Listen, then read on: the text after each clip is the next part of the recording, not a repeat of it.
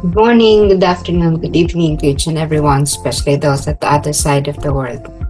There is no time and space between us, there is only this present moment, and we are one. And diary entry number 1135. This deeper knowledge of God gives me full liberty and spiritual freedom. And nothing can disturb my close union with Him, not even the angelic powers. I feel that I am great when I am united to God. What happiness it is to have the consciousness of God in one's heart and to live in close intimacy with Him. Ang mas malalim na kaalamang ito tungkol sa Diyos ay nagbibigay sa akin ng ganap na kalayaan at espiritual na kalayaan.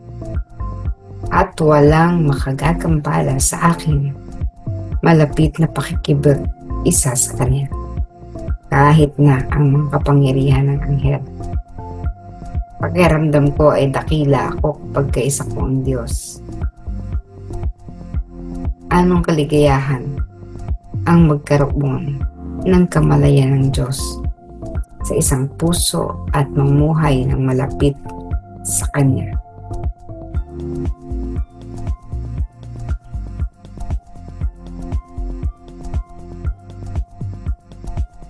This is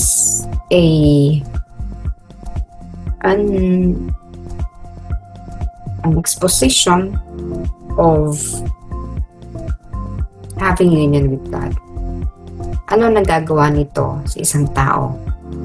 Anong nagagawa nito kapag tayo ay pumapasok sa kaibuturan ng ating Panginoon at nagiging kaisa niya?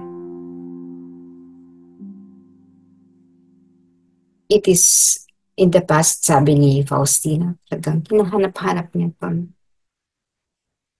Gusto niya laging nandito sa ganitong state. That is why, gano'n na lamang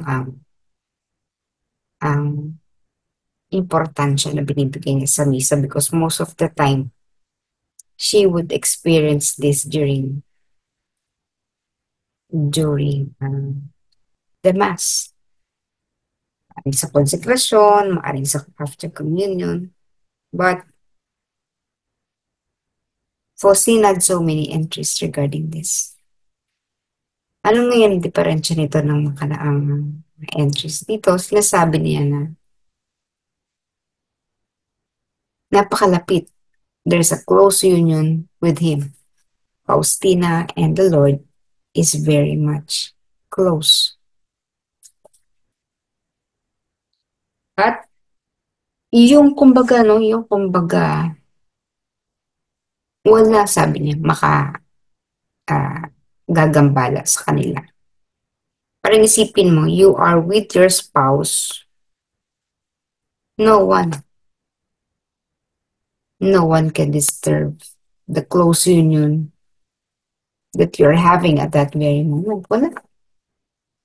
Sapagkat lunod na lunod ka, iyong esposo, esposa, sa isa't isa. So, ganun din yung pakiramdam ni Faustina. But this is more powerful. Kasi ito, kahit sabi niya, kahit angelic power, hindi makakagambala sa kanila. Sa atin, meron pa. Kapag may konting ingay, ganyan, wala, sira na yung union with God or union with your spouse. Pero ito talagang, it's so very close and very powerful that no one can disturb. I feel that I am great. Tapos yung parang feeling niya sa sarili niya, ang niya, ang lakas-lakas niya, napakamakapangyarihan. Extreme din yung kanyang kaligayahan. So, ganun pala. Kung kaya etang si Faustina talagang willing-willy na laging yung moment na yun dumating sa kanya. One of the reasons why she always, she was always looking forward to it, yung pakiramdam. It's the true Cloud9. At nag-iiwan ito ng matinding epekto sa kanyang kaluluwa. Kaya pagkatapos niyan, yan naman ay ano lang, saglit lang. Hindi naman yan yung parang 24 oras eh. Kapiling ng Diyos. Si Faustina hindi ganun. So, mga ano lang yan, saglit-saglit na mga or glimpse of light.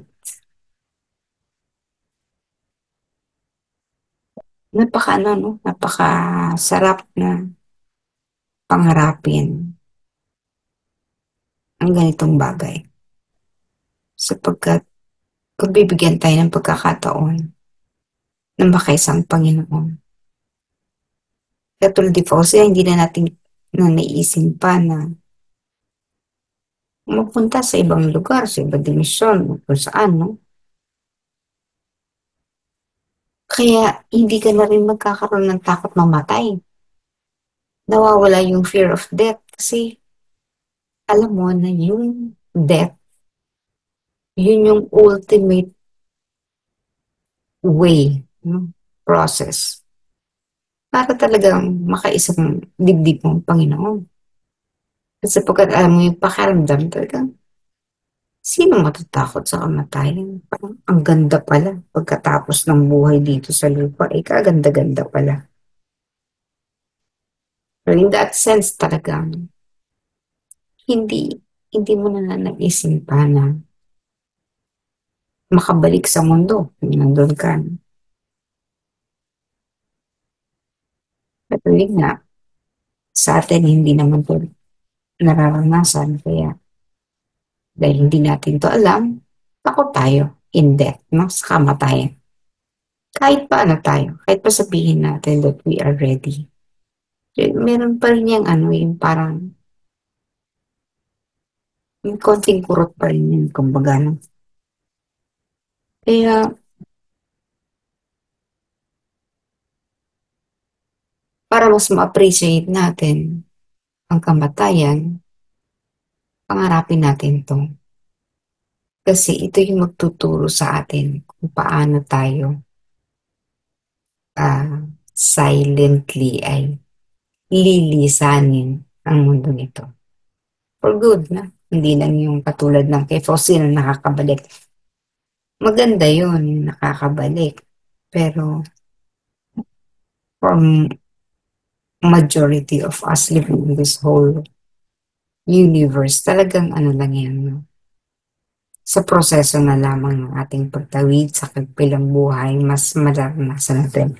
At kung maranasan naman natin at hingin natin na makabalik, pwede naman tayong pagbigyan, pero malamang hindi din. At saka, kung alam mo naman, naranasan mo na kung gaano kasarap ang pakiramdam, ikaw na mismo magsasabi sa Panginoon, huwag ka nang bumalik. Kaya yung ano, no, yung ibang mga tao na uh, near death experience, kung ano lang sila, no, kung meron lang silang mga bagaheng naiiwan, natatakot sila kung anong mangyayari sa mga pamilya nila, kung iiwan nila, kaya hindi pa, I mean, pwedeng handa sila, pero yung may iwan na hindi pa handa, so they would request, mabalik sila. Pero para sa iba, di na, parang ang sarap-sarap dito na lang. Ang Diyos na lang, sasabihin, it's not your time, bumalik ka dun. For most of them who have experienced this, those who have experienced near death, wala na, gusto nila talaga, doon na lang sila. Ang sarap ng pakiramdam. And if you are sick, if you are suffering from higher stages ng sakit, ng isang klase ng sakit, at naranasan mo ito, hindi mo na talaga na naisip pang bumalik sa lupa. sapagkat napakaganda ng pakiramdam mo. Talagang yung gloria, yung kalawalhatian na na-achieve. And once the soul achieve this, ayun nga na, hindi na natin pananaisin na bumalik. After all, magkakaroon tayong realization, ay, ganun pala talaga ang lupa. Piitan pala talaga yan, bilangguan pala talaga ang lupa. Ang tunay na kalayaan ay nasa kabila. Kaya nga sabi ni Faustina, it gives me the full liberty and spiritual freedom. Kasi doon realize niya na hindi sinisikil. Hindi pinagbabawal ang ganito ang ganyan. Walang napakaraming batas katulad dito sa lupa. Napakaraming bawal. Hindi pwede yan, hindi pwede ito, ganyan, immoral yan, ganito. Pagdating mo doon, there's freedom. Absolute freedom. Full liberty. Yun. So, everything that we experience here on earth, let's sabihin mo pa na pinapangarap mo pa na maganap sa'yo yung mga artista, mga hari, reyna, mga nasa kapangyarihan lamang nakakaranas, no? Kasi di ba parang naiinggit tayo sa kanila, wow, parang nasa kanila ang lahat, no? Pero pag natikman mo ito, yung close union with God, talagang sabihin mo, ay wala naman pala talaga yan. Yun yung sasabi sa Bible na natagpuan ng tunay na kayamanan, the true treasures. Kaya yung treasure mo sa lupa, ipagpipili mo. Kasi wala na pala siyang halaga talaga. O ano man meron ka sa lupa, wala na pala naman talagang halaga ito. Dahil hindi naman pala ito ang magbibigay sa akin ng tiyak na kaligayahan.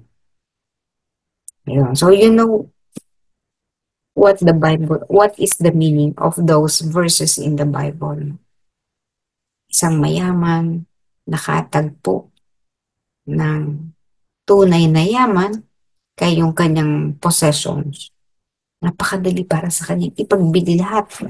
Alay, benta lahat yan. Dahil nasumpungan na niya ang tunay na kayamanan. May we all be able to appreciate this, masumpungan natin, madiscover talaga natin. Kasi sinasabi lang natin to pero dahil hindi pa natin na-experience, hindi pa yan natin nasusumpungan. At dahil hindi pa yan natin nasusumpungan, ang concept pa rin natin dito pa rin sa lupa. Ang concept pa rin natin ng kaligayahan, comfort, lahat, no? Lahat ng maidudulot sa katawang lupa, na kagalakan at ginawahan, lupa pa rin, yung concept pa rin, standards pa rin natin of this earth. May we all be able to find the treasures, that treasure that the rich man was able to discover in his journey, in his pilgrimage. We are again in the pilgrim season, and there is hope for all of us to see and to experience the true kingdom of God. May we all be able to reach that. May we all be able to achieve or to be able to find the final destination of this long journey, our long pilgrimage here on earth.